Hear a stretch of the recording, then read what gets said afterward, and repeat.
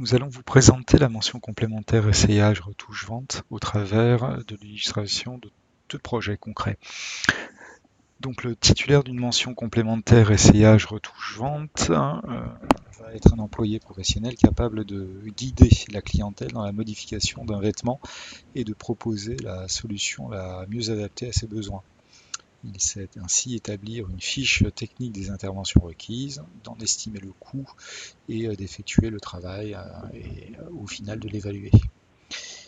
Donc il peut être amené à travailler dans un atelier artisanal, dans une entreprise de retouche, au rayon habillement d'une grande surface ou au sein d'une boutique de vente de vêtements. Donc la formation est établie en une année, à raison de 3 jours par semaine, avec 12 semaines de stage à réaliser, 2 périodes en retouche et 2 périodes en vente. Donc les 3 items qui sont présents sont l'essayage, la retouche et la vente. L'essayage, il s'agit de juger le bien-aller du vêtement, d'adapter celui-ci à la morphologie de la personne, d'évaluer la nécessité de retouches adaptées et de proposer une solution optimale. Ceci en effectuant une retouche ou en réorientant vers un autre article le client.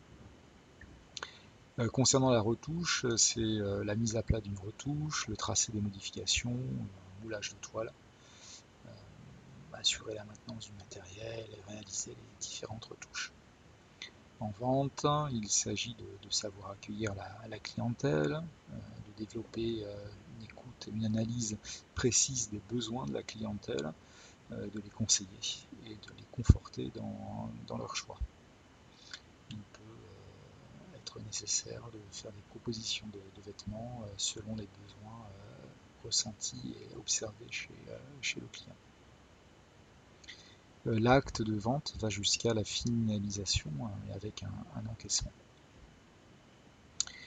Alors la formation, comme je vous l'ai dit, se déroule sur un an, à raison de 5 heures de retouche, de 4 heures de conception de produits, 4 heures de technologie, 3 heures d'économie gestion d'entreprise appliquée à cette formation, 2 heures d'art appliqué et 2 heures de culture générale.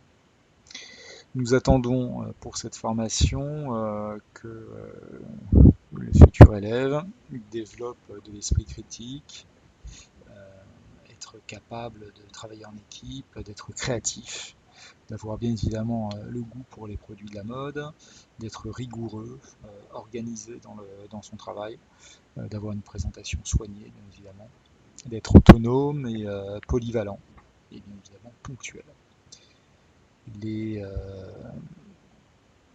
Le savoir-être en termes de présentation vis-à-vis du client sont particulièrement appréciés.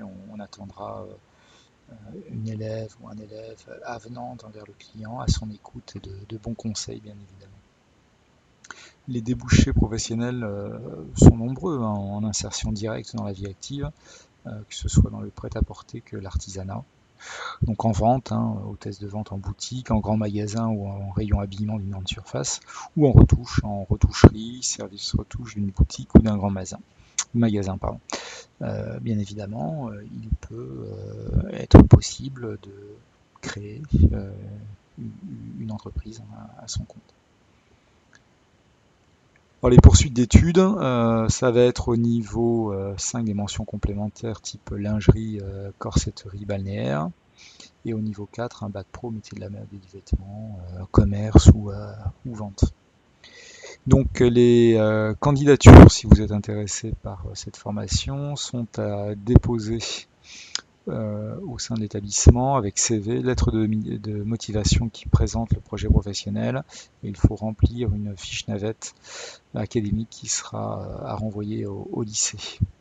Alors en termes d'admission, nous priorisons quand même les CAP métiers de la mode, vêtements flous, vêtements tailleurs, prêt-à-porter, mais également il est possible d'intégrer la mention complémentaire après un bac pro métier de la mode. Nous sommes exigeants aussi quant à la possession d'un anglais professionnel relatif. et les évaluations porteront sur du CCF en centre de formation et en milieu professionnel.